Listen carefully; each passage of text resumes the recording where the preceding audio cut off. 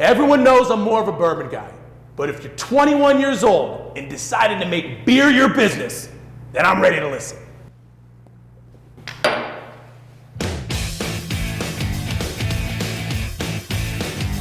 This week, we're in the Locust Point section of Baltimore, Maryland to meet Colin Marshall, Tom Foster, and Francis Smith, three 20-something-year-old entrepreneurs who bypassed the traditional post-collegiate path to work their passion and build a business around one thing: great beer. Welcome to the Diamondback Brewing Company. Every company has a story, and everybody who meets that brand wants to be a part of it. And the story that we have behind this one is that a couple of young guys who didn't want to work for anybody else and had a really big passion for beer, and also had some minds to go after that spirit of, we're going to make this work no matter what happens. That's what we're driving after. What are we drinking? You're drinking TPS reports right now. It's an oat-heavy IPA, so we go for super drinkable IPAs with a lot of flavor packed in, not super bitter. So like guys like yourself who say, man, I don't drink beer, man, I drink bourbon every night. But you drink that, you're like, damn, this tastes good. And we get to stay ahead of the curve here. We brew small batches, so we can put out stuff like this every other week, man, and we can just experiment all day. Talk to me about, you're 26 years old, and you guys, how's the idea come up, right? Talk to me about it. Well, we all went to high school together, and then, so that's kind of the boring part of it. Then we split and went to college, and Tom and Francis started out at University of Maryland. Why didn't you go to University of Maryland? I wanted to be in the mountains. I wanted to be up north. It's a mistake, but good for you, you went up there. Yeah, I mean, sure, that's your opinion. Tom and Francis, they weren't 21 yet, but they could go to a store and buy yeast, they could buy hops, they could buy the grain, and they had water, and they had a stovetop, and they could do all the essential things, but go to a liquor store and buy beer. We literally went out on Francis's 21st birthday, bought like one of those shitty homebrew kits, came back, and we were like cooking up in our trap house, man. Like the windows were fogging up, like the stove barely turned on.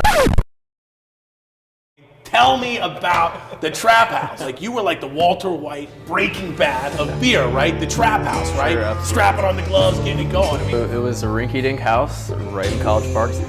Literally cooking up beer on a stovetop that barely works. It's in stainless steel pans with dents in the side of them. Cabinets are falling off, man. Like windows are steaming up. It's just That's good. It was like a fun place to hang out. It was a fun place to be. It was a fun place to experiment, man. It was it was a crazy time for us. So now we're sitting here, and this is what, the tap room. This is the Diamondback Brewing Company tap room. This is where you come and experience everything that Diamondback has to offer. When you bring it up here, you're drinking the freshest possible product, closest to the source of where it's brewed. So you guys are one of 2 or 3 local breweries here in the city limits of Baltimore, right?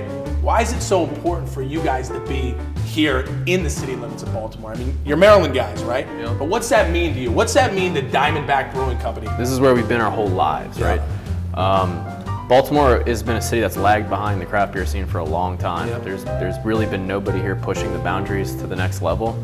And for us to be able to find a spot here in the city limits for people to walk to, that was a huge factor for us, walkability. But to really just be able to put Maryland on the map, we get people that write reviews about our beer and they're like, man, I brushed off Baltimore for years and now I tried this beer and I'm really interested in this city. What makes you guys so special? I think it's just the beer, man.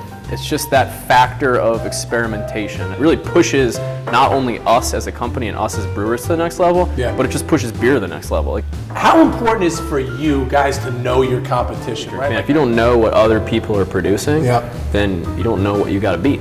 I'm not fighting against myself, I'm fighting against everybody else.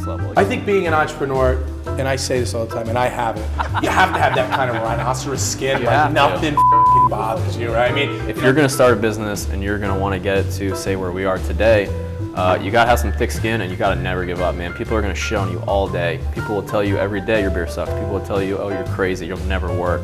And if you listen to them, you'll never get here. But create a difference in whether it's the brand image of the logo, whether it's the style of beer you're brewing, whether it's the personality that you put out, the style of taproom that you're actually creating.